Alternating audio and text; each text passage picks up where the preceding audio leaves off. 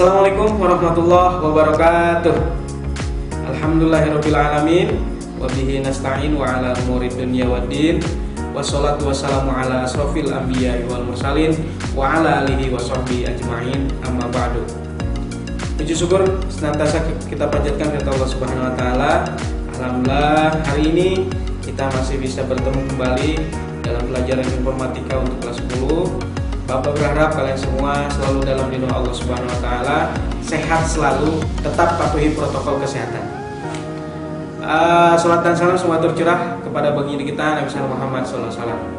Anak-anakku, sebelum memulai kegiatan pembelajaran ini, maka kita sama-sama berdoa kepada Allah Subhanahu wa taala dengan bersama-sama mengucap basmalah.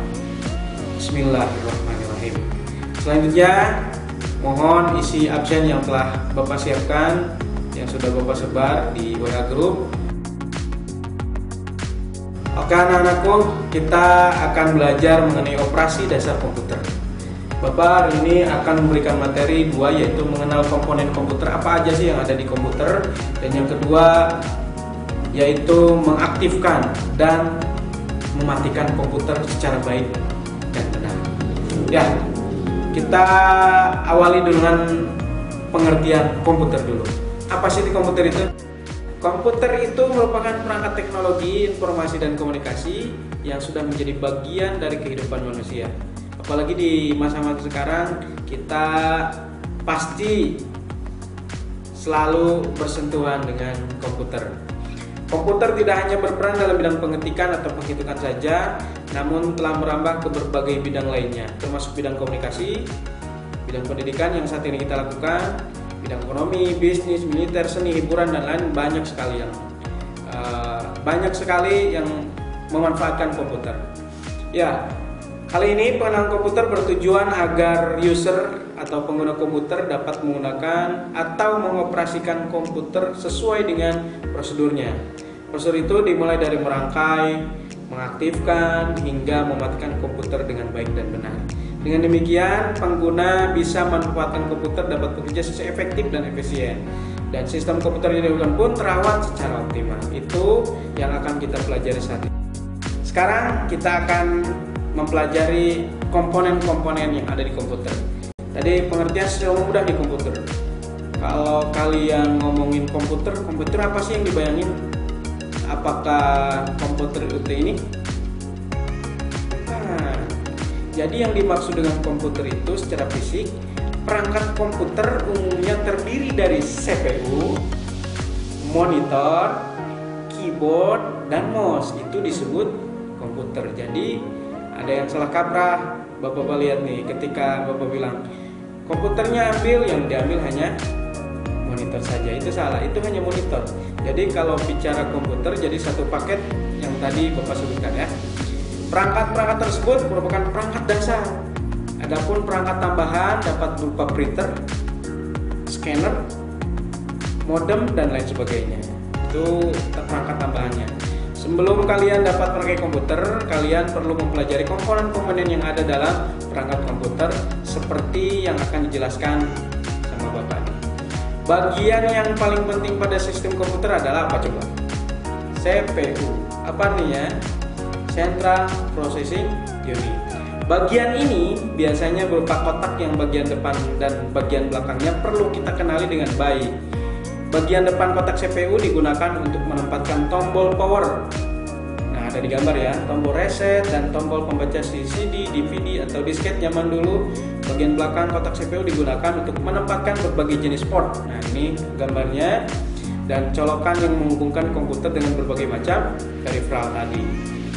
Oke, port dan colokan yang terletak di bagian belakang CPU terdiri dari, ini kalian bisa lihat, ada colokan buat power supply, ada colokan buat USB, dan lain sebagainya.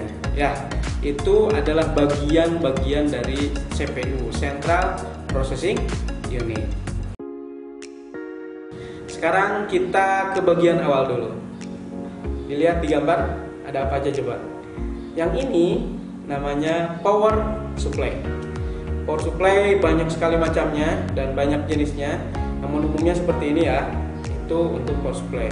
Yang kedua yaitu port PS atau personal system. Untuk apa kayak gitu? Memang sudah jarang sekarang di CPU sekarang banyak yang USB, tapi ini adalah perlu kalian ketahui dulu, ini sebagai perangkat untuk menghubungkan mouse dan keyboard seperti ini. Namanya port PS. Nah, selanjutnya setelah tadi PS, kita ke port USB. Sudah tahu USB, kita kenal ya. Ada port USB di laptop atau di komputer kalian juga sudah ada itu USB. USB itu apa sih? Ya, Universal Serial Bus, yaitu port universal yang dapat menghubungkan berbagai peralatan ke komputer. Yang saat ini USB merupakan port yang banyak terdapat dalam sistem komputer. Perangkat yang dapat dihubungkan ke komputer melalui port USB antara lain mouse, keyboard, printer, flash disk, handphone, scanner, modem, dan lain sebagainya. Banyak sekali yang sekarang serba port USB. Ya, selanjutnya kita ke port jaringan. Port jaringan kayak gimana sih ya? Buat apa ya? Ini bentuknya dari port jaringan. Port jaringan seperti itu yang berfungsi menghubungkan komputer ke jaringan komputer. Buat apa saja? Buat ke internet atau jaringan antar komputer gitu ya. Ada dua jenis port yang biasanya dulu terpasang di CPU, tapi sekarang banyaknya satu port aja, port RJ45. Tapi untuk pengetahuan, ada dua port yang biasanya nempel di CPU. Yang pertama yaitu port jaringan RJ45 seperti ini bentuknya, dan port jaringan RJ11. Penggunaannya nanti kita akan bahas kemudian. Selanjutnya ada port serial. Port serial itu apa sih? Ya, port yang terdiri dari 9 pin dan biasanya digunakan untuk menghubungkan modem eksternal yang sama-sama menggunakan port serial. Penggunaan yang ini udah jarang sekali digunakan pada sekarang ya, pada saat ini, karena ya itu tadi Bapak bilang sekarang udah banyak ke USB. Di komputer jadul masih ada port yang paralel seperti ini, yaitu port yang terdiri dari 25 pin yang dapat digunakan untuk menghubungkan printer, joystick, scanner, dan peralatan lainnya. Ini biasanya di fotokopian, mesin fotokopi ada, dan itu bisa dihubungkan juga ke port yang komputer atau CPU yang ada ini. Ya. Selanjutnya ini ada port audio, yaitu port untuk menghubungkan mikrofon, speaker, dan peralatan audio lainnya.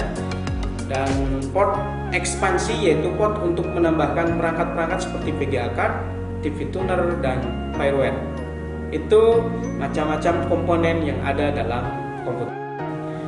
Pada sisi bagian depan kotak CPU terdapat tombol power, tombol reset, dan media drive seperti pembaca disket atau pembaca CD DVD-ROM. Pembaca disket sekarang sudah nggak ada ya, banyaknya CD DVD-ROM. Ini bentuknya seperti ini, kita pelajari, silahkan kalian lihat. Ada tombol powernya, ada tombol reset, ada untuk vote DVD dan lain sebagainya. Itu bisa kalian pelajari juga di buku yang sudah dibagikan.